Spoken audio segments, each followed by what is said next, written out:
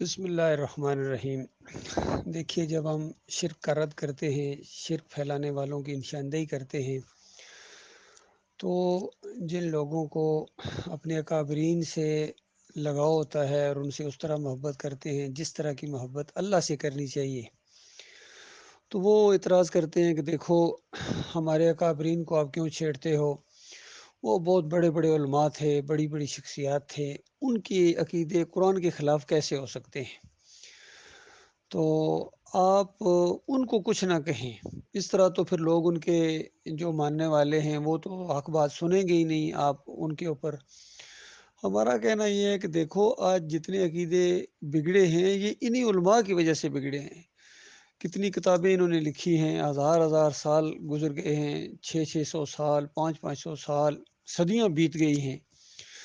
تو اس کے بعد آج جو موجودہ دور کے اسکالر سمجھے جاتے ہیں، کتنے بڑے بڑے نام ہیں ان کے، بڑی بڑی پگڑیاں ہیں، بڑی بڑی ٹوپیاں پہنی ہوئی انہوں نے، بڑے انقلابی ذہن والے بھی کس طرح عقیدے کی خرابی کے اندر یہ مبتلا تھے، اس کی ایک مثال آج میں آپ کے سامنے پیش کروں گا۔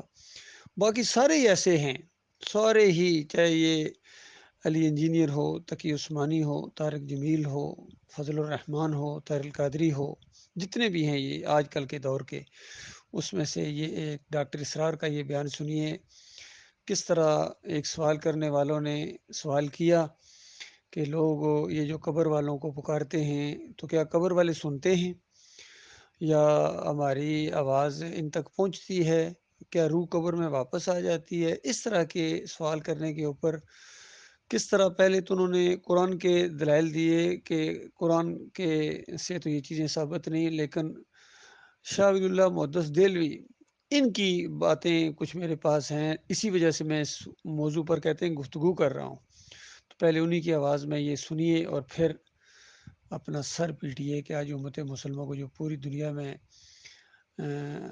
بربادی ہے، اس کی ذلت اور خواری ہے، اس کی وہ اسی شرک کی وجہ سے ہے، انہی اکابرین کی وجہ سے ہے۔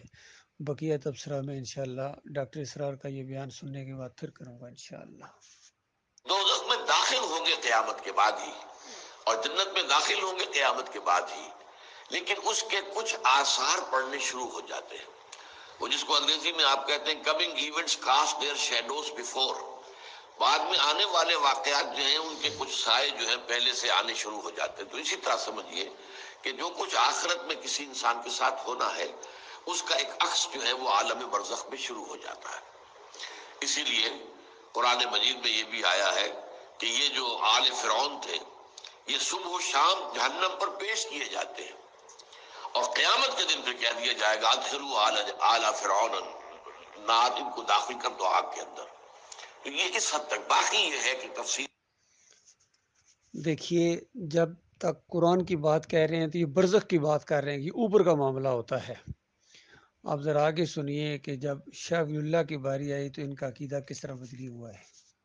میں جانا، ہاں ایک رائے ہے، یہ شاہ ولی اللہ دہلوی رحمۃ اللہ علیہ کی، اگر ان کی رائے نہ ہوتی تو میں اسے بیان بھی نہ کرتا، لیکن یہ کہ وہ ایک بہت بڑے محدث اور بہت مفکر اور دین کے فلسفے سے بہت بڑے واقف انسان تھے۔ ان کا ہے کہ جو اولیاء اللہ ہوتے ہیں، اللہ کے نیک بندے، اللہ کے بندے، ان کے انتقال کے بعد ان کی روحوں کو بھی اللہ فرشتوں کے طبقہ اسفل میں شامل کر دیتا ہے۔ یہ فرشتے ہیں نا، اس وقت بھی موجود ہیں۔ ابھی شاید اگلے جمعے میں وہ حدیث جو ہے اس کا بیان آئے گا کہ جب بھی کسی گھر میں، اللہ کے گھر میں کچھ لوگ اس لیے جمع ہوں کہ اللہ کی کتاب پڑھیں اور سمجھیں اور سمجھائیں، تو ان کے اوپر فرشتے گھیرا ان کا ڈال لیتے ہیں، اور ان پر اللہ کی طرف سے سکینت نازل ہوتی ہے اور رحمت نازل ہوتی ہے، اور اللہ ان کا ذکر کرتا ہے فرشتوں کے پاس، دیکھو میرے بندے، تم کہتے تھے یہ فساد مچائے گا، دیکھو یہ بھی تو ہے نا جو میرے کلام کو پڑھنے کے لیے میرے گھر میں جمع ہے۔ تو فرشتے ہیں موجود، ہم میں سے ہر ایک کے ساتھ 2 فرشتے موجود ہیں۔ تو یہ فرشتہ اسفل ہے، سب سے نیچے، جو دنیا کے کاروبار کو چلانے میں اللہ تعالیٰ کے سول سرونٹس ہیں۔ پھر اس سے اوپر کے فرشتے ہیں، اس سے اور اوپر کے فرشتے، پھر مقربین ہیں جو اللہ تعالیٰ کے قریب ترین فرشتے ہیں۔ لیکن یہ کہ ملائکہ کے طبقہ اسفل میں شامل کر لیتے ہیں تاکہ جو کام اللہ تعالیٰ ملائکہ سے لیتا ہے وہ ان سے بھی لینے شروع کر دیتا ہے۔ لیکن ہمیں یہ اجازت نہیں ہے کہ ہم فرشتوں کو پکار کر کہیں کہ اے فرشتے، اے جبریل، اے میکائیل، یا فلاں، اے منکر، جو یا میرے جو ہے کرامن کاتبین، میرا یہ کام کر دو. نہیں، یہ شرک ہو جائے گا. اسی طرح ہو سکتا ہے کہ انبیاء کی ارواح جو ہے وہ بھی اللہ تعالیٰ نے شامل کی ہوئی اس لشکر کے اندر، وہ کام کر رہے ہوں اور وہ اللہ تعالیٰ کے حکم سے مختلف معاملات جو ایگزیکیوٹ کرتے ہوں، لیکن ہم کسی کو پکار نہیں سکتے. انا للہ و انا الیہ راجعون. اب بتائیے کیا کریں؟ اللہ کی کتاب ایک طرف ہے، نبی علیہ السلام کی سنت اس کی تشریح ہے، اور دوسری طرف مد مقابل ہیں شاہ ولی اللہ کے فلسفے، انفاس العارفین اور حجت اللہ البالغہ کا یہ جو واقعہ ڈاکٹر اسرار صاحب پیش کر رہے ہیں اور اس کی تائید کر رہے ہیں، اور بالکل شرک کو توحید کے ساتھ مکس کر دیا، اور کہتے ہیں کہ انبیاء بھی ہو سکتا ہے یہاں آتے ہوں، کاروبار دنیا کرتے ہوں اور سب کچھ کرتے ہوں، ارواح آتی جاتی ہیں. بتاؤ اللہ کے بندو، اب کس طرح تم لوگوں کو منع کرو گے کہ یہ تمہارے نفع نقصان کے مالک نہیں ہیں، یہ تمہیں بگڑی نہیں بناتے ہیں، یا رسول مدد پکارنا، یا علی مدد پکارنا یہ شرک ہے، وہ نہیں مدد کرتے ہیں. لہذا یہ فلسفے تو یہ کہہ رہے ہیں کہ مدد کرتے ہیں. اللہ کے بندو، یہ ہے اصل وجہ. تو اور یہ بنیادی فرق ہے ڈاکٹر اسرار احمد میں اور ڈاکٹر مسعود الدین عثمانی رحمۃ اللہ علیہ میں، کیونکہ دونوں کے سامنے یہ فلسفے آئے تھے شاہ ولی اللہ کے. شاہ ولی اللہ کے ان فلسفوں کو دیکھ کے ڈاکٹر اسرار نے یہ ذہن بنا لیا، اور ڈاکٹر مسعود الدین عثمانی رحمۃ اللہ علیہ نے کہا کہ شاہ ولی اللہ کے جو فلسفے ہیں یہ مشرکانہ ہیں، اور یہ دین کو بگاڑنے میں انہوں نے کردار ادا کیا ہے. لہذا یہ بر صغیر کے اندر یہ جو دین پایا جاتا ہے یہ شاہ ولی اللہ کا، صوفیوں کا اور یہ مسلک پرستوں کا، یہ وہ دین نہیں ہے جو قرآن و حدیث کا دین ہے. اسی وجہ سے مسلمانوں تمہاری پوری دنیا میں ذلت اور خواری ہے، اور تمہیں دنیا میں بھی کبھی سکون نہیں ملے گا، کوئی مثبت تبدیلی نہیں آ سکتی ہے جب تک ان کا کفر نہ کیا جائے. یہ طاغوت ہیں، ان کو طاغوت کہا ڈاکٹر عثمانی رحمۃ اللہ علیہ نے. طاغوت ہوتا ہے بہت بڑا سرکش اور بہت بڑا باغی، یعنی جنہوں نے اللہ کی کتاب کو پیچھے کر کے اپنی بات منوائی ہے. چاہے یہ پکاروں والا معاملہ ہو، چاہے نظر و نیاز والا معاملہ ہو، چاہے واسطے وسیلے کا شرک ہو، چاہے یہ رکوع اور سجدے کا شرک، انہوں نے جو مفسرین نے لکھ دیا کہ پچھلی امتوں میں یہ جائز ہوتا تھا سجدہ تعظیمی، یہ ڈاکٹر اسرار بھی اس پر زور دیتے ہیں. حالانکہ نبی علیہ السلام نے لعنت کی ہے ایسے کام کرنے والوں کے اوپر، یہود و نصارہ کے اوپر لعنت بھیجی گئی کہ انہوں نے اپنے انبیاء اور صالحین کی قبروں کو سجدہ گاہ بنا لیا تھا. تو یہ کہتے ہیں پچھلی امتوں میں یہ چیزیں جائز ہوتی تھی. بالکل جھوٹ گڑے ہیں انہوں نے اللہ کے بندوں. یہ ہے وہ اصل وجہ. جب تک اس مسئلے کو حل نہیں کرو گے کوئی تمہارا مسئلہ حل نہیں ہو سکتا، نہ دینی نہ دنیاوی. تو یہ مسئلہ ہے جب ہم ان کو آڑے ہاتھوں لیتے ہیں اور کہتے ہیں کہ انہوں نے اللہ کی کتاب کے ساتھ ظلم اور زیادتیاں کی ہیں، چاہے انہوں نے قرآن اکیڈمیاں چلائی ہوں، چاہے انہوں نے پگڑی باندھ کے آئے ہوں، ٹوپی رکھ کے آئے ہوں، داڑھی رکھ کے آئے ہوں، یہ ان کی مجبوریاں ہیں، اس کے بغیر ان کی کون بات سنتا.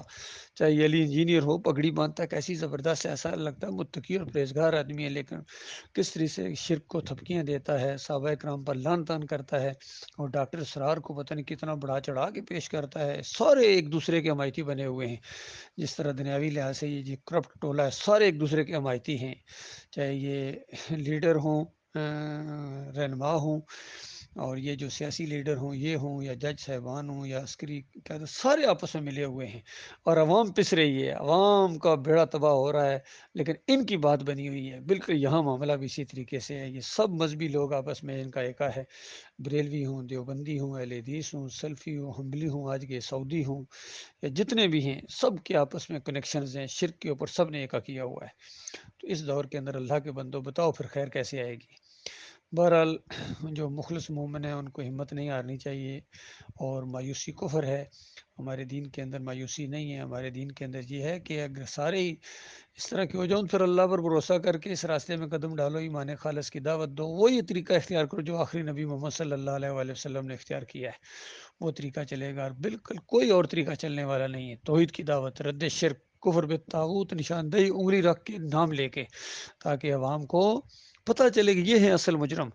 بتائیے اگر کسی کو کسی کے خلاف کوئی رپورٹ آپ کرنے جائیں کسی تھانے میں، اور وہ تھانے دار کہے کہ آپ کو پتہ ہے، شک ہے کسی پر، کوئی جانتے ہیں کس نے وہ چوری کی ہے، کہ ہاں بھائی مجھے معلوم ہے، کیا نام ہے، نام تو نہیں لوں گا، جس طرح تو بات ذرا خراب ہو جائے گی، نام نہیں لینا چاہیے، تو بتاؤ کس طرح خیر آئے گی، کس طرح چور پکڑے جائیں گے؟ تو دنیاوی لحاظ سے اس مسئلے کو بالکل سمجھ جاتے ہیں۔ یہی بات جب دینی لحاظ سے پیش کی جاتی ہے تو لوگوں کو پتہ نہیں کیا پریشانی ہو جاتی ہے۔ تو اللہ کے بندو، یہ مسئلہ ہے، اگر اللہ کی عزت اور اللہ کا وقار ہے تمہارے دلوں کے اندر، تو پھر ایسے لوگوں کے ساتھ تمہارا کوئی تعلق نہیں ہونا چاہیے جنہوں نے شرک پھیلایا ہے، یا شرک کی حمایت کی ہے، یا شرک کرنے والوں کو اپنا امیر بنایا ہے، یا امام بنا کے ان کے پیچھے نمازیں پڑھتے ہیں، ان کو اپنا لیڈر مانتے ہیں۔